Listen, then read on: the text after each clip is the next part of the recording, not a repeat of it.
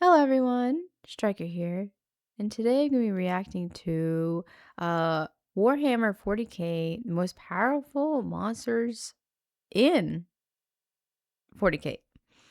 I'm trying to learn more about the 40k universe. It's quite intense, to put it lightly. I just saw the cinematic trailer for the tabletop game. That was amazing. Um, don't remember the name of the trailer. Um, But I'll be post this. It would be the most recent one. But I saw that it was so cool. But I wanted to learn more about 40k because I think there's a new game coming out, right? Dawn of War 4, I think it's called. Mhm. So I wanted to learn a little bit more. I know there's a lot of lore, and I know there's probably no way I can learn all of it before playing Dawn of War 4, but I want to try to learn a little bit about uh the backstory and everything. But without further ado. From monstrous commanders leading swarms of intergalactic locusts that devour entire planets to space vampires that drain energy from stars, the 40K Space galaxy has vampires. some seriously heinous monsters. And today we will explore 10 of the most powerful That looks humanity has ever faced. Our first has a small territory but a big Fenris body, Kraken? the mighty Kraken of planet Fenris.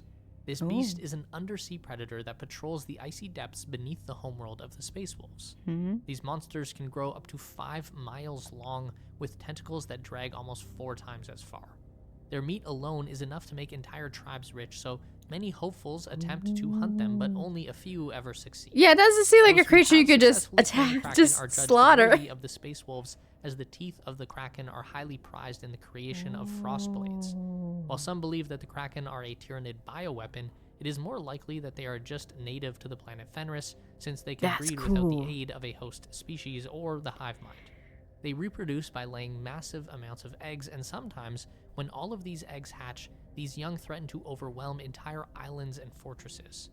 Because of their status as both predator Space and prey, wolves. Krakens are a part of some great stories.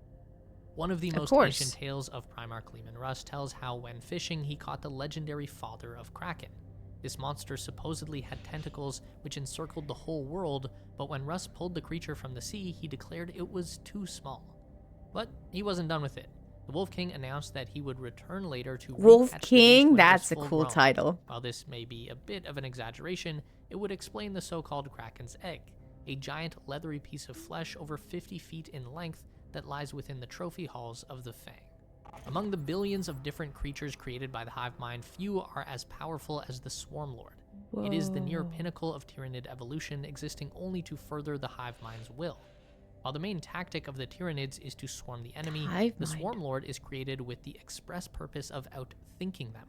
It does this with all of the memories and experiences gathered over eons of bloodshed.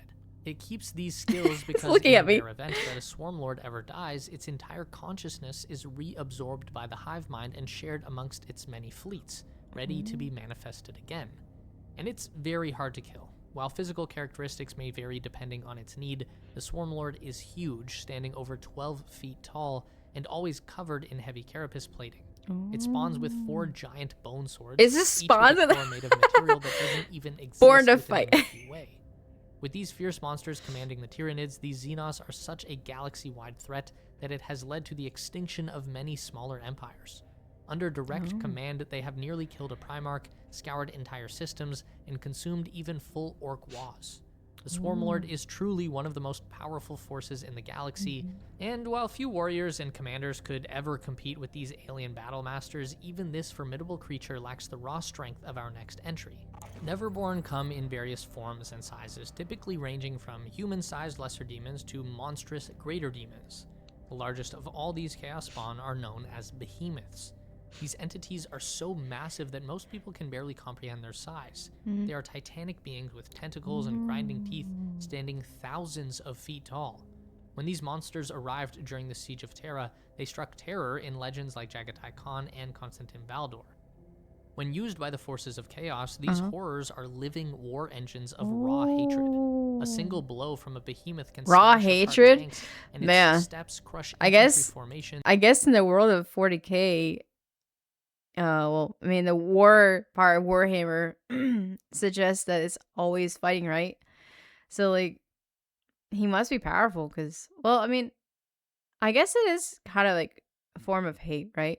Like, Space Marines and everything. Everyone just fighting each other. Um, that probably powers them up more, right? I would think. As though they were mere ants.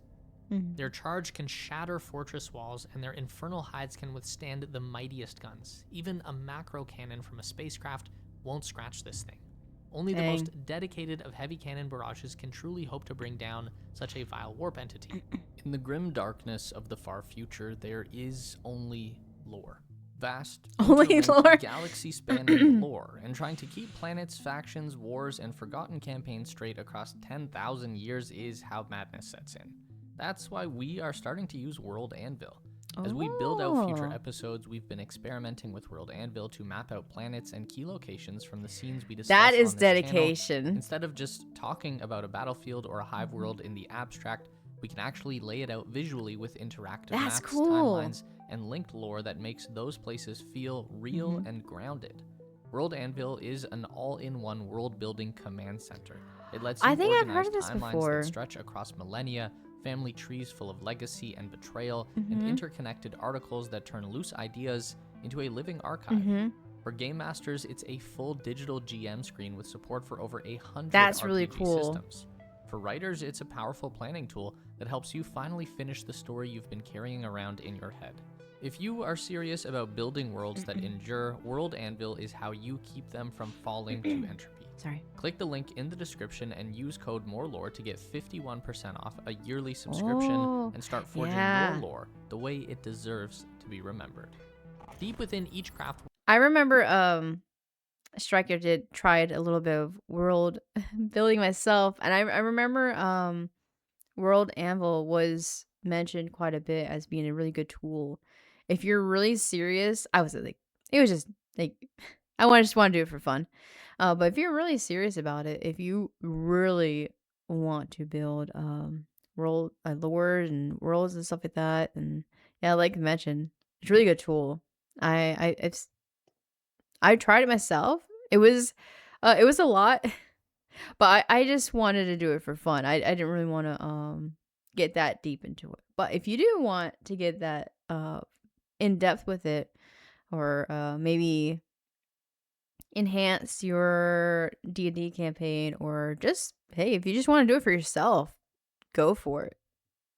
But I'll put in the description below the link to this video. So if you want to, I don't know if there's a link to the sponsor. There is. I will put the description of I'll put in the description the link to the video. And you can click on the link for the subscription or use the code what was it, MoreLore? I think it was. Yeah. Use promo code MoreLore for 51% off annual subscription.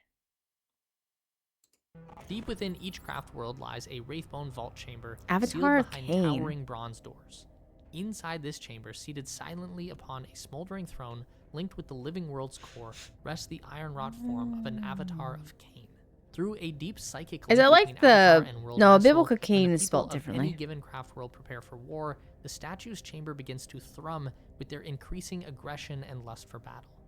These avatars are the embodiment of Cain, or Cain the Bloody-Handed, the Eldari god of war and murder.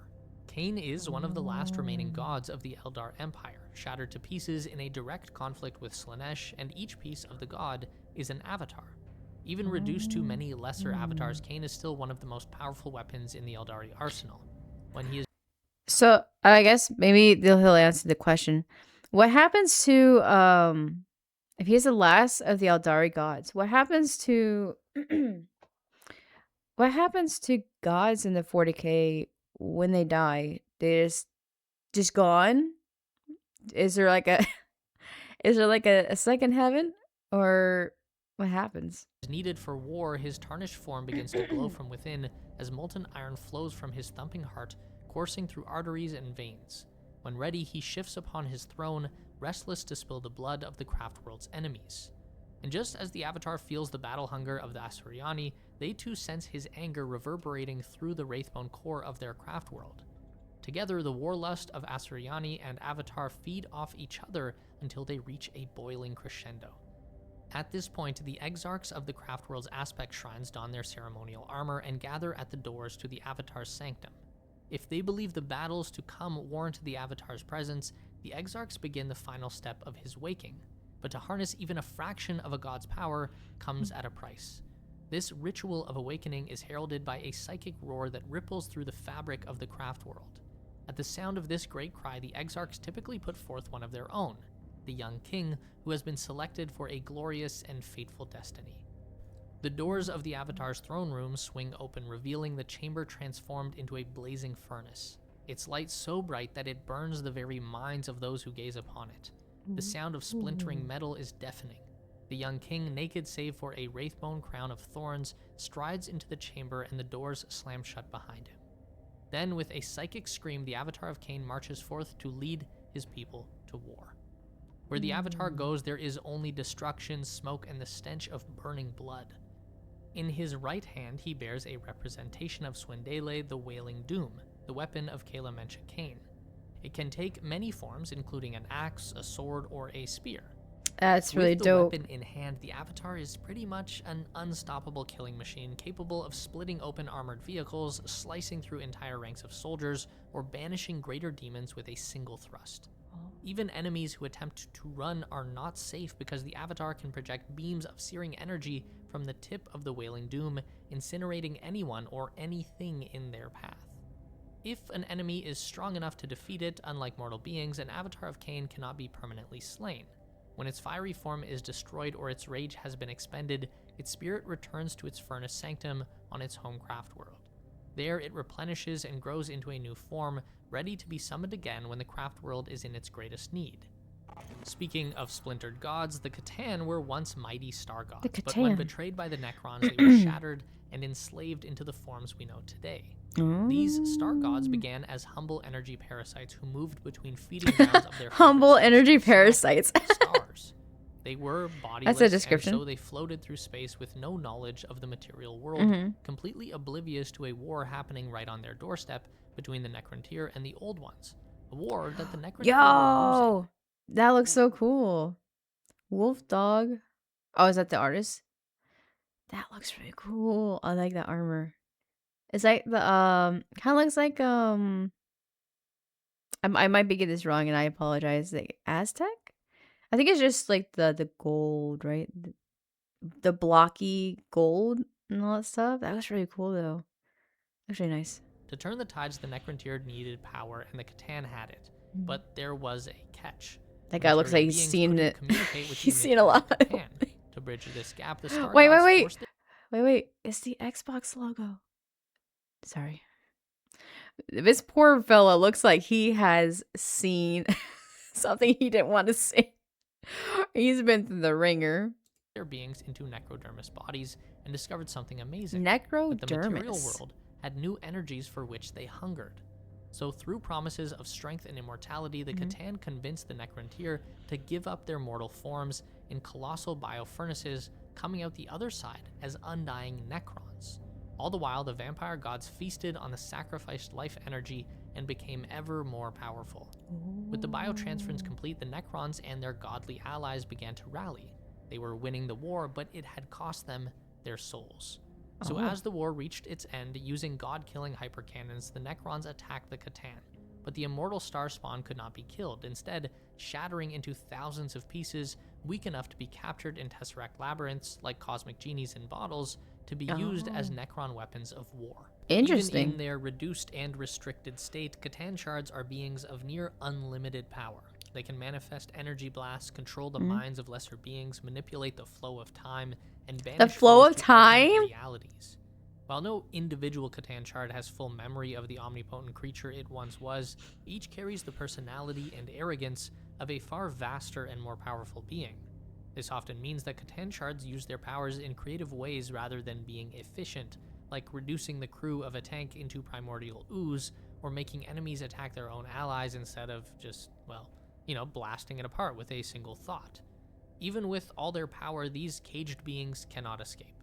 If a Oh. Catan shard tries to rebel, or if a fault develops in its control relays, failsafe mechanisms automatically activate, transporting the creature back to its tomb, helpless, where it will remain in stasis for centuries That until sucks. it is called on again.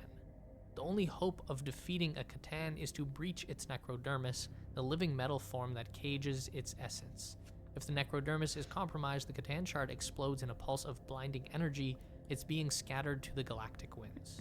Squigs are arguably 40K's Squigs? most adaptable species. From being That's so farmed for food cute. to combating orc pattern baldness with hair squigs. Yes, they are real and in high demand. There are a lot of different squig forms, but we are interested in look just at the you. biggest versions, the Squigoth and the Gargantuan Squigoth. Ah. Squigs are oddly enough closely related to other greenskins and are still classified as such, even though they are, well, bright red. A Squigoth can be the size of a tank or Bright as red? massive as a Warlord Titan, and most carry massive platforms known as howdahs That's on their got back. they gotta be a These howdahs are strong used as creature. mobile castle towers, letting orcs lob massive shells at their enemies or to house mobs of greenskins. The creation of a Squigoth, however, is never easy and requires specialized orc breeders who choose the best genetics for each monster.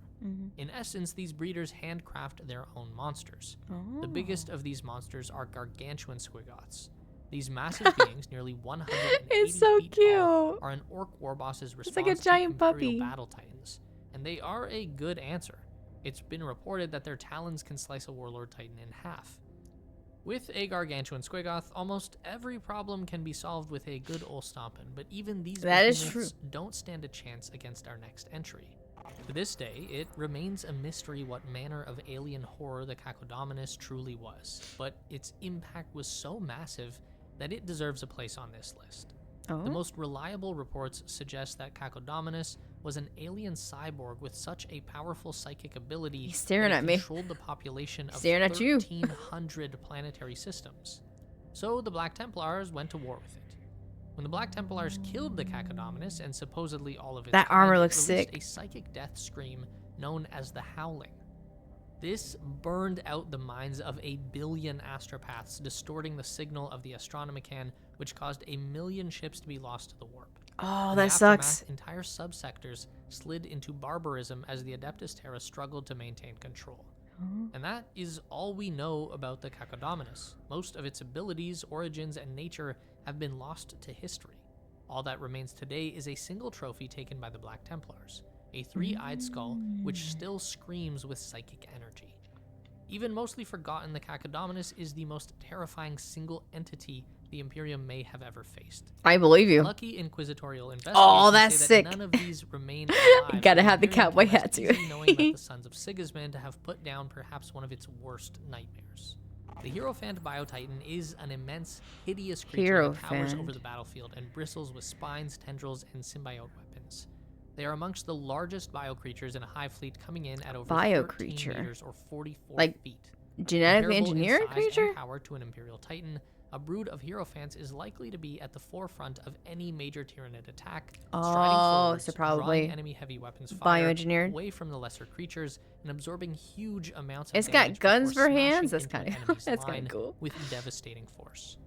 The Hierophant is an immense shock troop. From a distance, it uses massive biocannons which spew forth a hail of highly corrosive maggots covered in venom and acid. And in Ew, close, it has multiple maggots? claws and even blades built That's into its gnarly, chitinous armor. man. The Hierophant does have a soft underbelly, but exploiting this carries a lot of risk as spiny tendrils can lash out in all directions at enemies who get too close.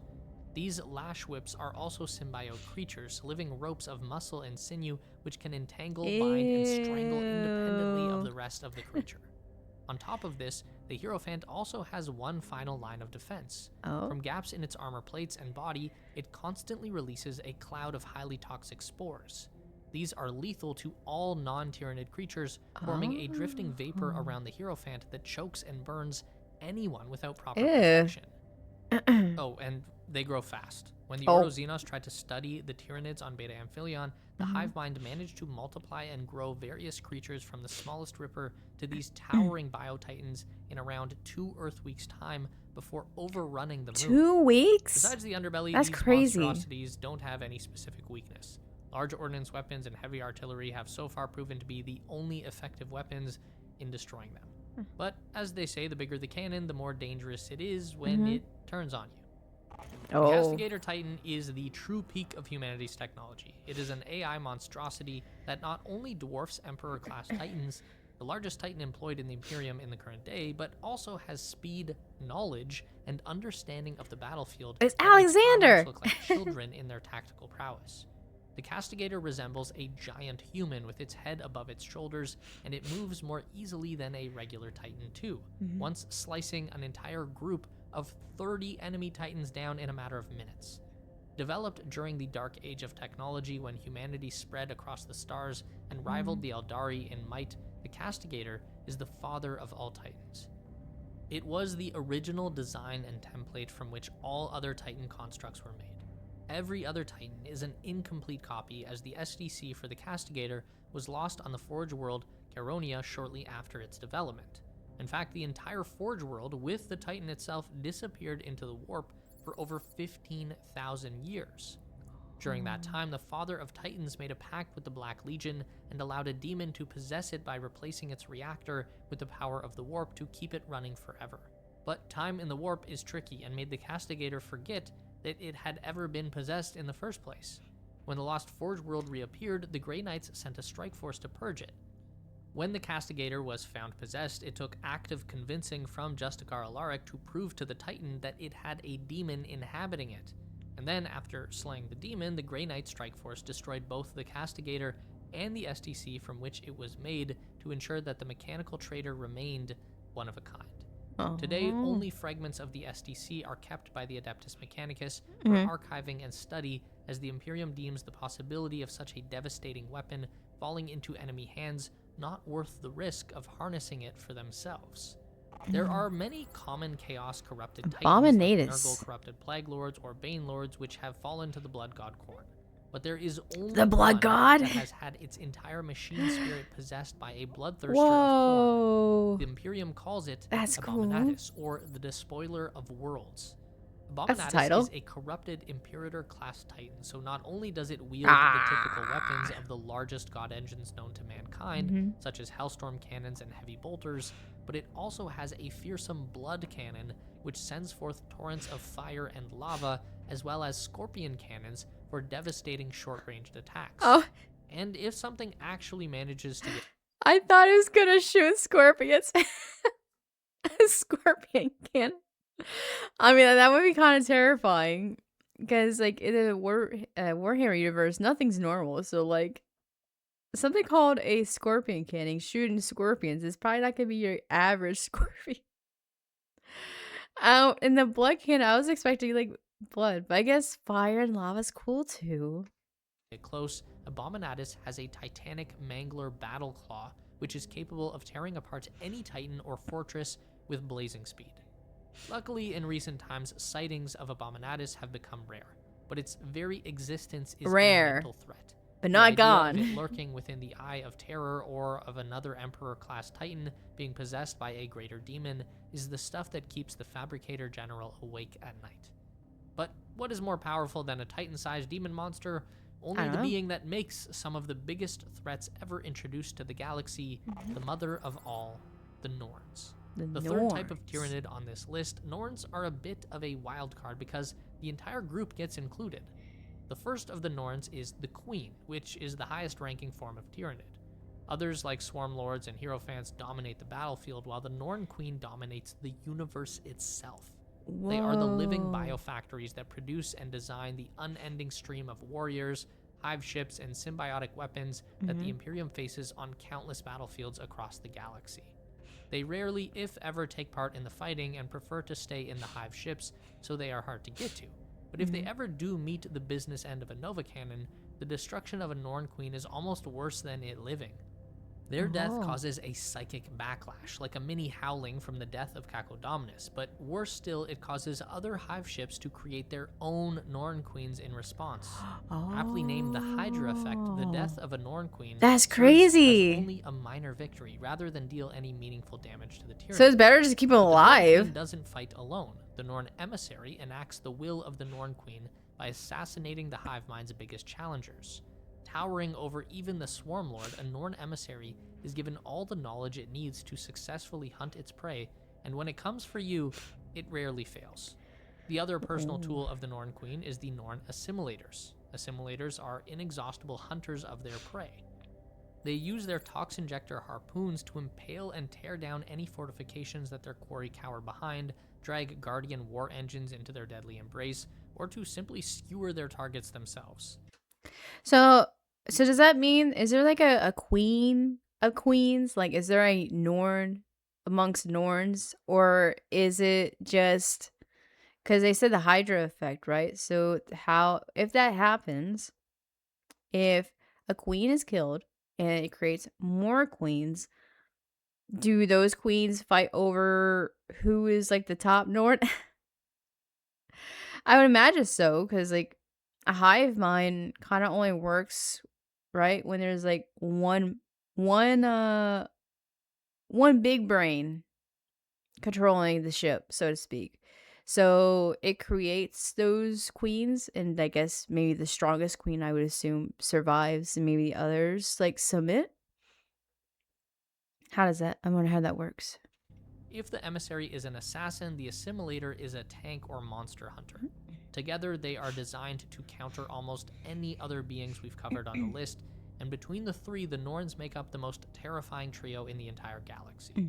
So, which one of these monsters was your favorite? If GW could create a model for any of these, which one would you want to see and why? While we wait my favorite, my favorite was the squids, or not squids. These guys. They're so cute. In essence, these breeders' handcrafted howdahs are used as mobile castle towers, letting orcs lob massive shells at their enemies or to house mobs of greenskins. The 40k's most The Squigs. Those are my favorite. They're so cute. I wouldn't want to face them in battle, but they're cute. Oh, but no, they're all really cool. That's nice. That's really cool. Now I kind of want to learn a little bit about like each faction, right? Because I think the one I want to learn the most about, Space Marines are cool, right? But at the end of the day, humans are kind of humans. I definitely want to learn about like the different factions. I from the brief understanding I have about the Imperium and like the factions, I kind of like the Salamandras the most, but I would like to learn about the other factions too, and like the other races and stuff. I'm not sure. I guess I could start with learning the different factions or maybe different races. I'm not sure.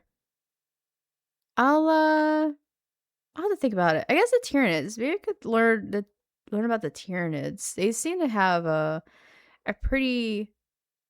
They've been on here like 2 or 3 times. They've been on here like 2 or 3 times, so they seem. I'm sure there's a lot of like not important, but like them orcs and what was it, Eldar? They seem like everyone's kind of an enemy in this universe, it seems like, but they kind of see like the most common enemy. Is that correct? I guess in the Warhammer 40k universe, who is the most, I guess, repeated or most common enemy? Right, like who are we always fighting against? We. Who are the humans like constantly fighting against? I guess everyone is probably the answer, but like, I guess my question is, do they fight the Tyranids more than the orcs? Do they fight the orcs more than the elves? Like, what is the most common enemy in for the Space Marines? I guess that the chaotic the chaos, the people who follow the chaos gods probably, but oh, maybe I should learn about the chaos gods. That could be fun. I'll think about it. There's a lot. There's a lot of the 40K universe. There's a lot to learn. But if you guys have any suggestions on like videos who I should whose lore video, or if you have like a faction you want me to react to, just comment down below. I'd be more than happy to take a look. But thank you, More Lore, for making the video. I appreciate it. And like, I don't want to forget that. And like I said, I'll put in the description below, I will put the link to this video. Please go and support them. Go support their, don't forget about World Anvil. Here we go. Their World Anvil. I'm not sure if the code is still active. This is 2 months ago, so it should still be active. Yeah. Thank you everyone for tuning in. And until next time, take care and have a good one. Bye-bye.